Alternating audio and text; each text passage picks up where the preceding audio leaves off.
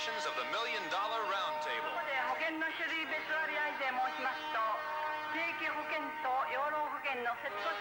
honorary Aussies, for the next few minutes, you have to learn how to sound. Al pasar la bandera de México, siendo yo... Presentation of flags of every nation represented. We ask...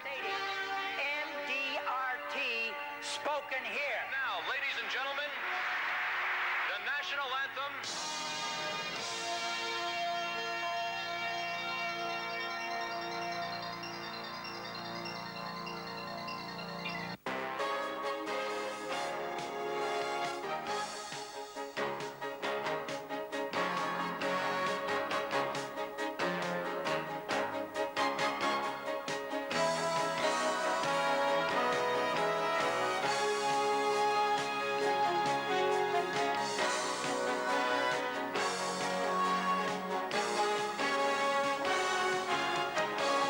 Yoel Tamari. Tell us a tale, little storyteller. But with all due respect, not a tale of the ancients and not a story of today.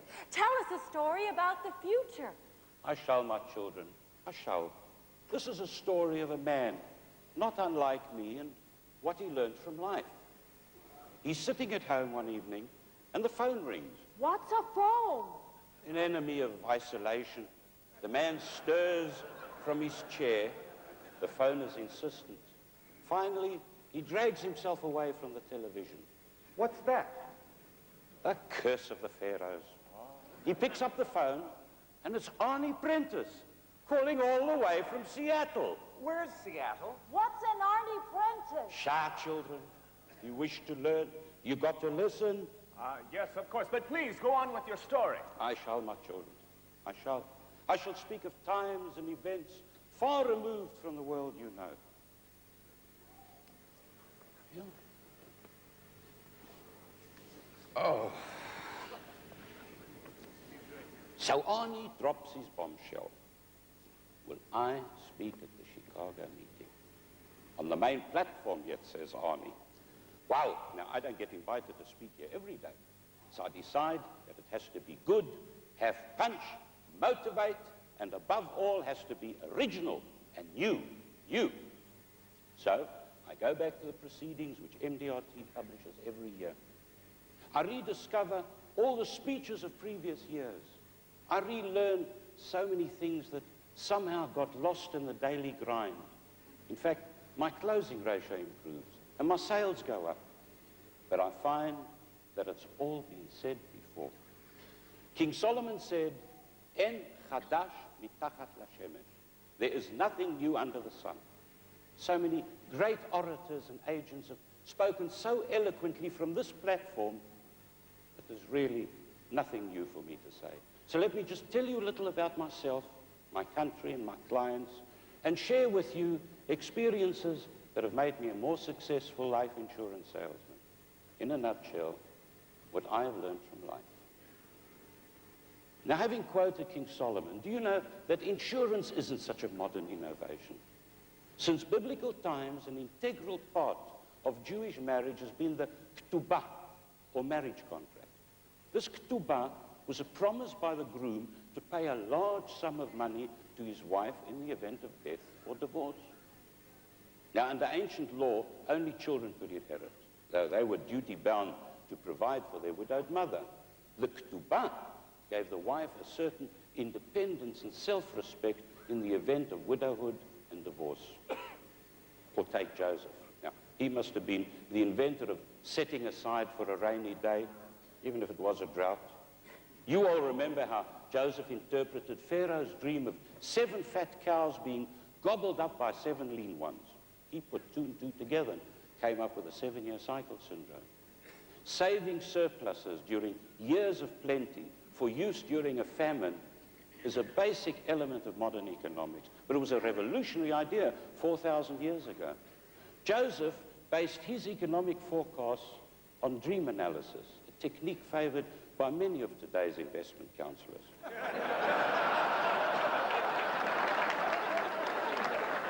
Talking of lean years, I was born just before the great crash of 1929, though no link has been established between the two events. I was born in Germany, where my parents had planned to raise a family, as had 4 generations before them.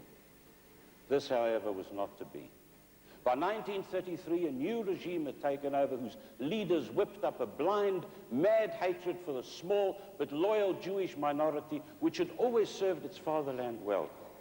By 1936, anti-Semitism had reached such proportions that my parents, with foresight which unfortunately not many shared, decided to pack up and start afresh elsewhere.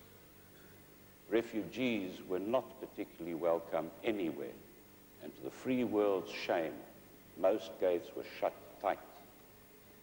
Eventually, South Africa granted us visas.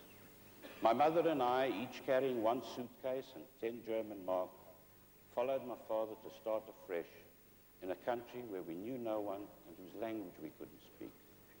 I will always remember the kindness of the people of South Africa who gave us a refuge when no one else would.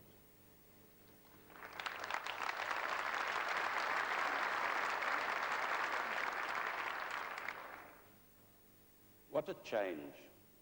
I learned to play cricket and rugby and 2 new languages. Ja, ek praat ook Afrikaans. Although my father spent 5 years in the South African Army, we were spared the physical hardships of World War II. It was only after the war that we learned of the terrible fate that had befallen the Jews of Europe. Those of my aunts, uncles, and cousins who had remained behind had perished in the death camps. The shocking revelations convinced me that only a Jewish state could prevent a repetition of the Holocaust. When the state of Israel was established in 1948, I made up my mind to settle there. The 1947 United Nations vote on the partition of Western Palestine was joyfully received by Jews all over the world. We had achieved political independence in the land of our forefathers after 2,000 years of exile. Belonging to a Zionist youth movement, we had worked towards this goal for years, but I don't think any of us really believed it. Really believed that it would happen. I was 19 years old, and an age-old dream had become a reality. There was absolutely no doubt in my mind, if God in his wisdom was returning us to our homeland, my place was there.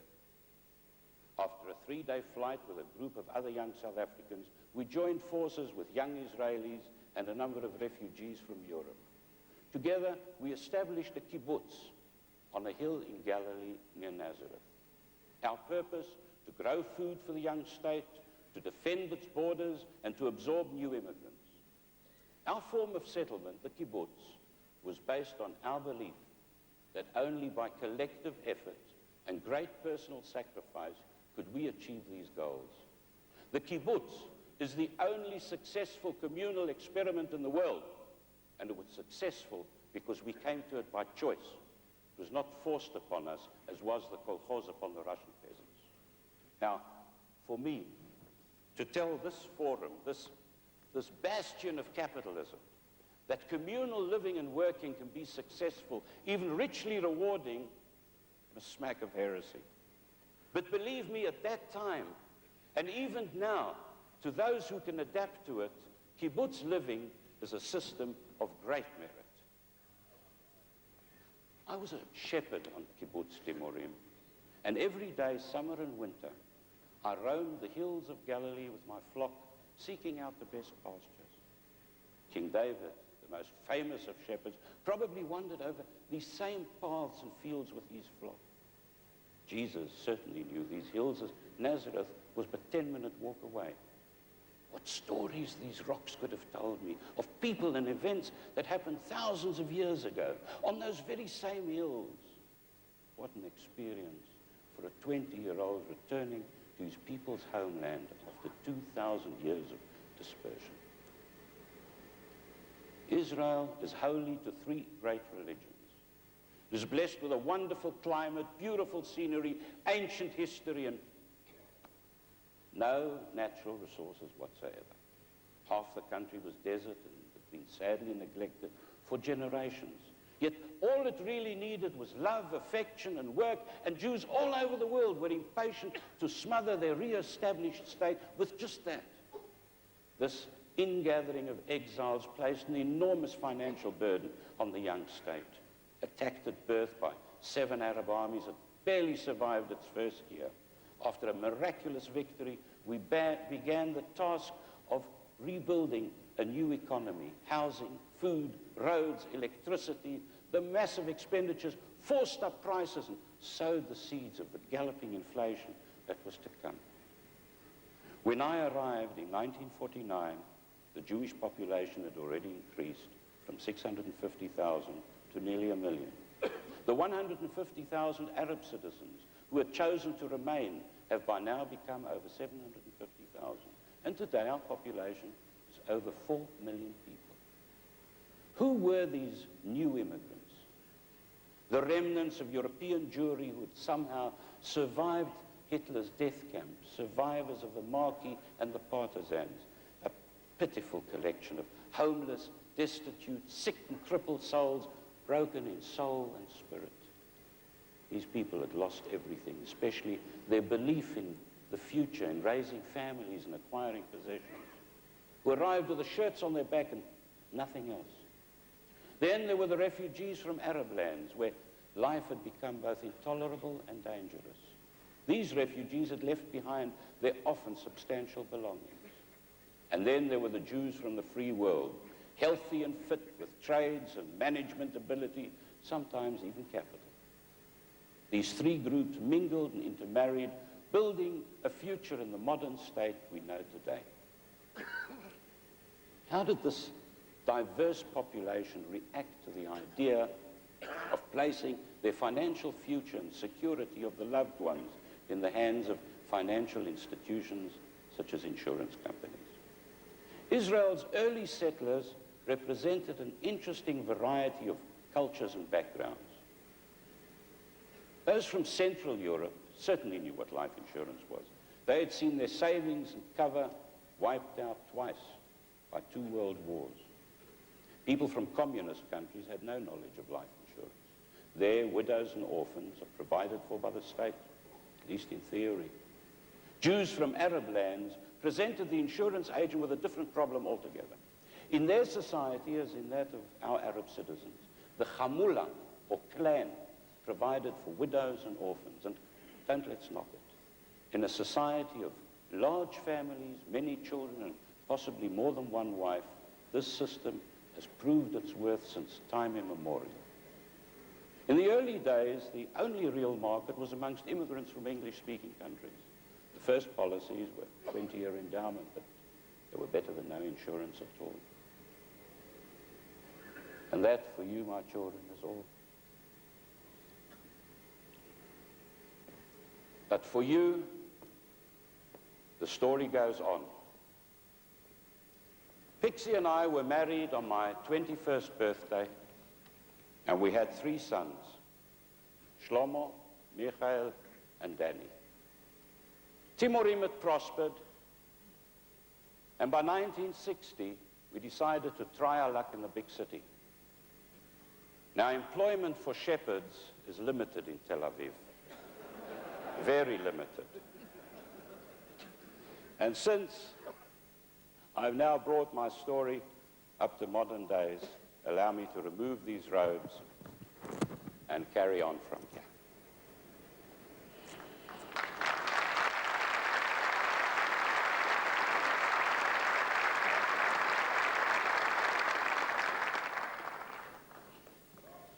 Thank you very much. I let them dress me up in alter schmatters, but I absolutely refuse to sing. If I were a Rothschild. All right. Now that this is what I'm. Now that I've returned to the present, let me say Boker Tov, which means good morning, And come back to my story, as Pixie and I were blessed with our only daughter, Orna. With her arrival, we needed additional income, so I became a traveling salesman. In 1969, I was recruited by an international mutual fund, which was making its investors and salesmen rich, but rich. Hiring me was a mistake. Remember when I was born? That's right, 29. What happened 6 months later? Crash. I hadn't been with them a year when Bernie Kornfeld's iOS empire collapsed. I don't say it was my fault, but they should have known better. One thing I had learned at iOS, and that was how to sell. A few of us ex-mutual fund salesmen banded together and we started selling life insurance. But we were dispirited and afraid of seeing clients. We had offered them riches, only to see their money dwindle away. With time, we regained confidence. But I had also learned a very valuable lesson. Unlike the insurance business, the mutual fund sale had been based not on need, but on greed. I overcame my fear of seeing prospects, but as a result of the iOS crash, I had no money, no car, and lots of debts. With 4 kids at home, Pixie couldn't go out to work. One day I came home with an idea. If we sell our apartment and rent a smaller one, we can settle up our debts and buy a car, I told my wife. With a clear head and a used car, I can make a success of selling life insurance. What do you think? And I shut up.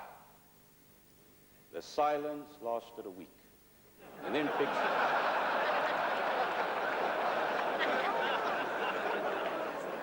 Yeah. And then Pixie told me what she thought. Yes, she had confidence in my ability and was prepared to sacrifice her home. I'm forever in debt to her for her trust. Since that day, we've never looked back. I've made MDRT every year since 1976. And 6 years ago, we bought a new apartment, even larger than the one that we'd sold. My first MDRT meeting was in Atlanta in 1977. Unforgettable. It was mind-boggling, especially coming from a small country.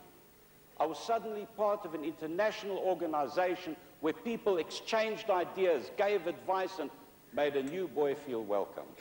I'll never forget the esteem I felt for men and women sitting with me who sold and earned perhaps 20 times what I didn't, yet treated me as a welcome colleague. I discovered that these giants of our industry, these legends in their lifetime, were warm human beings. On my return, we set about organizing a club for Israeli MDRT members. Most of our 25 or so members welcomed the idea, and the benefits were immediate. The Agents Association, however, a rather lethargic body, told us we could meet socially or have lectures, but not to interfere in insurance politics. So we encouraged our members to take a more active role in association affairs, and within a short time, most of the leading positions were filled by MDRT members. Today, I'm happy to say we work in utmost harmony. 8 years ago, the association organized our first Life Congress.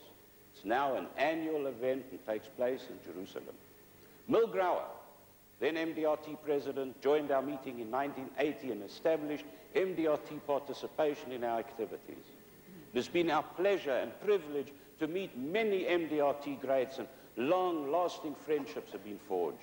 Frank Friedler, Arnie Prentice, and Wilma Poyne have all graced our platform. Ben Feldman and his study group joined us in 1984 for a Congress that will be long remembered. I'm happy to tell you that there's a substantial contingent of Israeli members here this morning, and I'm proud to ask them to stand and accept your welcome. Kumu Fedraya.